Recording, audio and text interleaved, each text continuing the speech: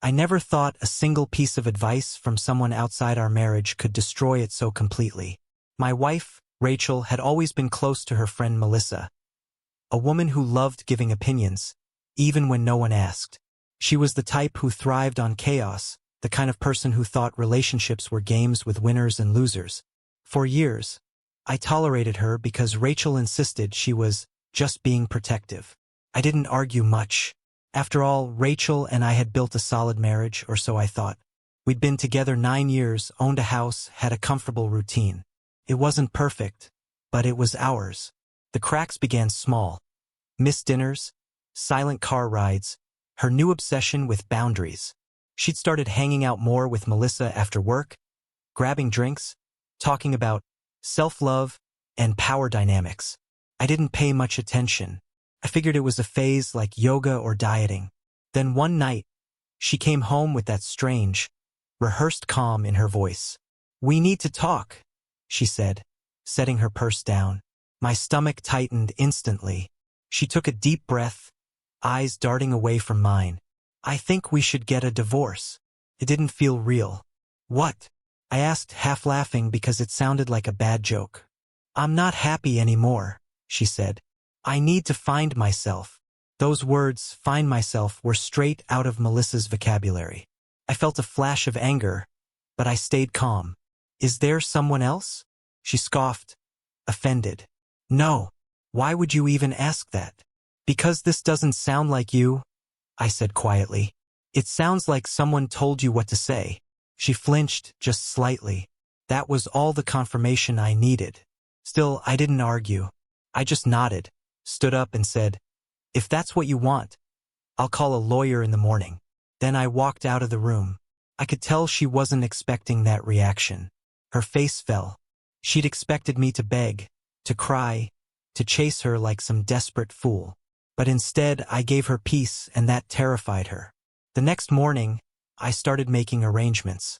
Closed our joint accounts, froze the shared credit cards, transferred the utilities under my name only.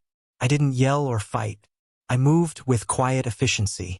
Rachel kept trying to talk, asking if we could pause the process, but I told her calmly, "You said you wanted a divorce. I'm just respecting your wishes." By day 3, she was panicking. She called me at work, voice shaking. "Why are you being like this? Don't you even care?" I replied, "You made your choice, Rachel. I'm just making mine." That night, I found out from a mutual friend what really happened. Apparently, Melissa had told her, "Tell him you want a divorce. Men panic when they realize they're losing control.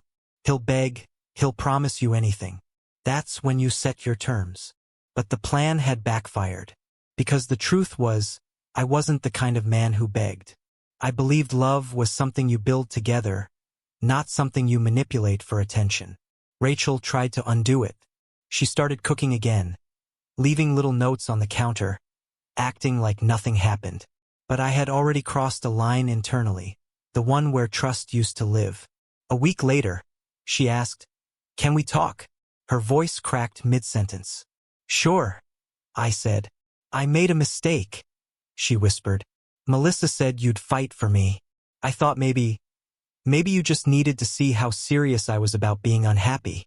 I stared at her for a long time before answering. "You thought breaking us would fix us?" Tears welled up in her eyes. "I just wanted you to care again." "I did," I said quietly, "until you turned our marriage into a test." She tried to reach for my hand, but I stepped back. That's when she realized she'd lost something far greater than an argument. After that night, Rachel changed completely. The confidence she had when she announced the divorce was gone. The woman standing in front of me now was quiet, nervous, uncertain. Every text started with, "Can we talk?" Every call came with an apology. But some things, once broken, don't mend. I wasn't cruel to her. I didn't scream or curse or throw her past in her face. I simply stopped trying.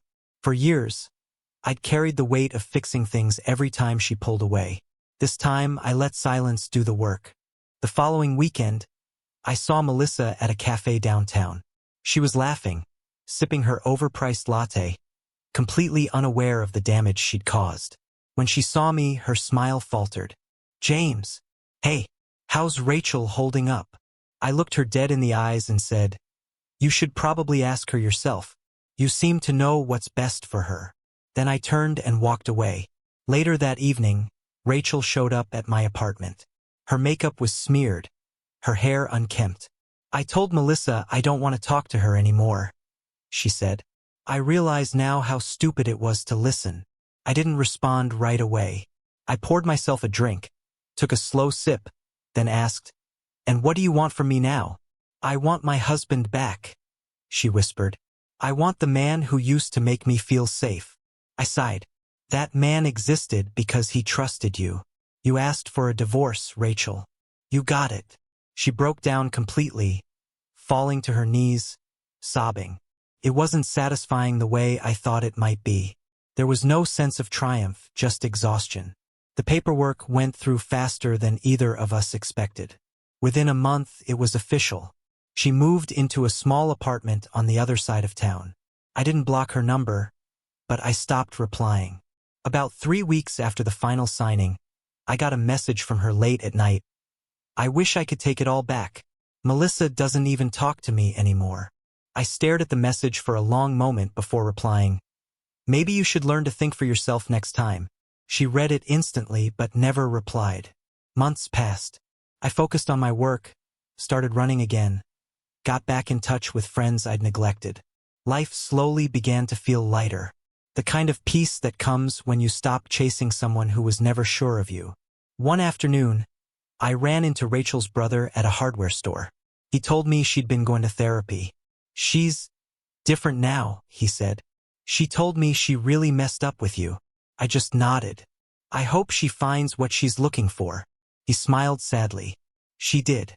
She just realized it too late. That night, I sat on my porch with a glass of whiskey, thinking about everything that had happened. It wasn't anger I felt anymore, it was clarity. Some people think relationships are battles to be won, but the truth is, when one person starts keeping score, both have already lost. Rachel had learned that the hard way. A few months later, I got one final message from her. You were right. Love isn't a game. I didn't respond, not out of pride, but because I finally understood something she never did. Peace isn't found in making someone beg. It's found in letting go. I deleted the message, finished my drink, and looked up at the night sky. For the first time in years, it didn't feel heavy. And somewhere across the city, I hoped Rachel had learned that some mistakes don't break hearts. They teach them.